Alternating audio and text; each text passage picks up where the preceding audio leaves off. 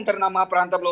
నేను వచ్చిన తర్వాత ఎమ్మెల్యే అయిన తర్వాత అతని ద్వారానే అందరికి సర్కులర్ జారీ చేశారు. ఈ ప్రాంతంలో ఒక్క బండి కూడా వెళ్ళకూడదు రాత్రిపూట. ఎందుకు ఈ కక్ష సాధింపు? ఈ రోజు 2012లో టైగర్ జోన్ ఏర్పాటు చేస్తే ఈ రోజు వరకు కూడా ఒక్క పులిని కూడా ఈ ప్రాంతంలో చూడలే, ఒక్క పులి కూడా రాలే. మరి పులి మీద వాళ్ళ డబ్బుల కోసం ఈ రోజు ఇదే మన ఏంటి తడోబా నుంచి మన ప్రాంతానికి కవర్ ప్రాంతానికి ఏదో పులులు వస్తాయి పోతాయని కన్జర్వేషన్ ఫారెస్ట్ ఏర్పాటు కోసం 49 జోన్ రిలీజ్ చేయడం అనేది జరిగింది. దాని కారకులు ఎవరు? ఈ సాయంత్రం చేయబట్టి ఇవన్నీ కూడా జరుగుతున్నాయి. కాబట్టి ఇట్లాంటి అధికారుల్ని ఎక్కడైనా కేసీఆర్ లాంటి ఫామ్ హౌస్లు తీసుకుపోయి పని చేస్తే బాగుంటది. ఎందుకంటే వాళ్ళంతా చేసే పని కూడా వాళ్ళ కోసమే పని చేస్తున్నారు. ఇది జగమెరిగిన సత్యం. ఓకే, ఇప్పుడు శాంతారాం అనే ఒక ఫారెస్ట్ అధికారి వల్ల మీకు ఇబ్బందులు అవుతున్నాయి. మరి ఎట్ ద సేమ్ టైం మరి ఆ ఫారెస్ట్ని కాపాడాల్సిన బాధ్యత కూడా వాళ్ళ మీద ఉంటుంది కదా.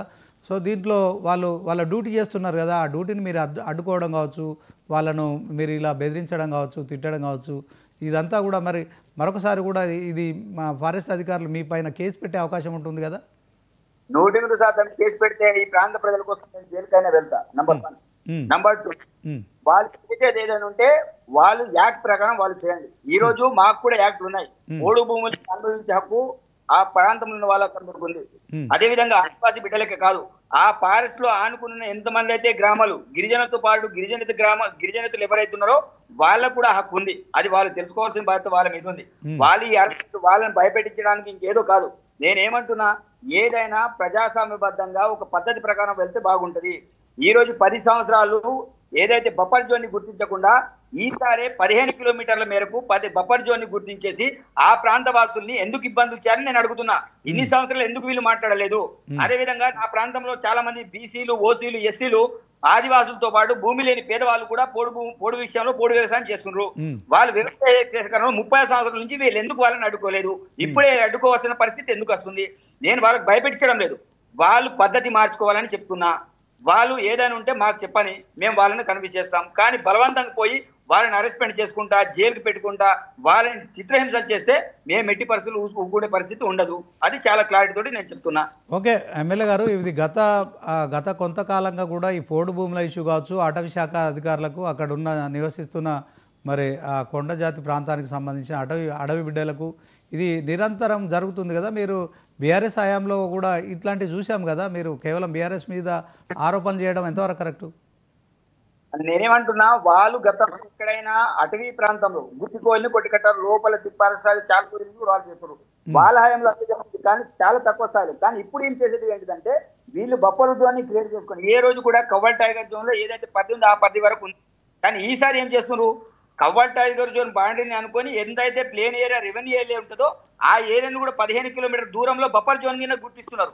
ఆ ప్రాంతం కూడా నువ్వు ఎలాంటి బీడా తీసుకోవడానికి ఆస్కారం లేదు, తీసుకోవడానికి ఆస్కారం లేదు, కట్టె తీసుకోవడానికి ఆస్కారం లేదు, ఆవులు మేపడానికి ఆస్కారం లేదు. మరి ఆ ప్రాంతంలో ఉన్న బిడ్డలు ఎక్కడికి వెళ్ళాలి? నేనేమంటున్నా, ఇట్లాంటి రిస్ట్రిక్షన్ ఎందుకు పెడుతున్నారు?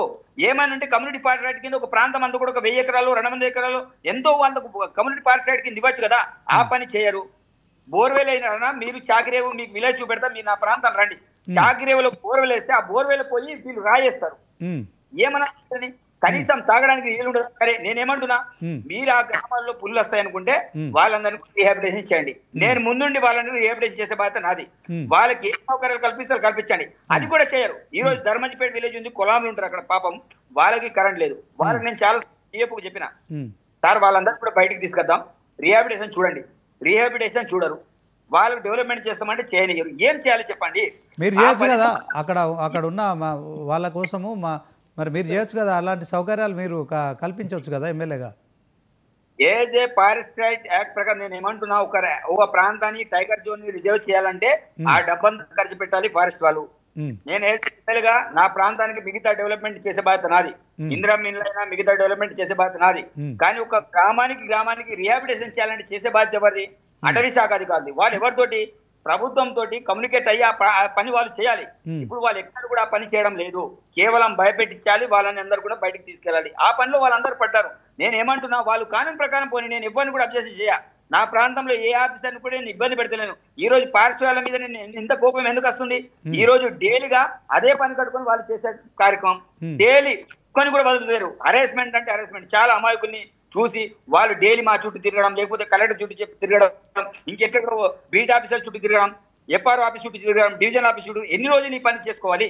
అంతేగాని 10 సంవత్సరాలు మీరు ఎందుకు చేయలే, ఇప్పుడు ఎందుకు చేయాల్సిన అవసరం ఏముందని అడుగుతున్న వాళ్ళని.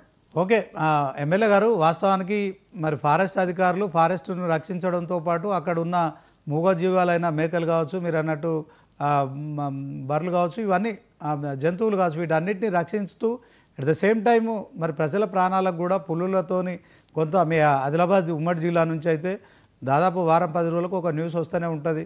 సో అక్కడ చిరుత పులి దాడి, పెద్ద పులి దాడి, సో దాంట్లో మరి మేకలు, బర్రెలు, ఆవులు, ఎద్దులు ఇవన్నీ చనిపోయాయనే వార్తలు వస్తున్న నేపథ్యంలో వాటన్నిటికీ వాళ్ళు ప్రభుత్వం సంబంధించిన అధికారులుగా, ఫారెస్ట్ అధికారులుగా మరి రక్షణ కల్పించాల్సిన బాధ్యత వాళ్ళకు ఉంటుంది. సో అలా ప్రభుత్వంలో పనిచేస్తున్న అధికారులను కాపాడాల్సిన బాధ్యత కూడా మీకే ఉంటుంది. సో మరి సమయం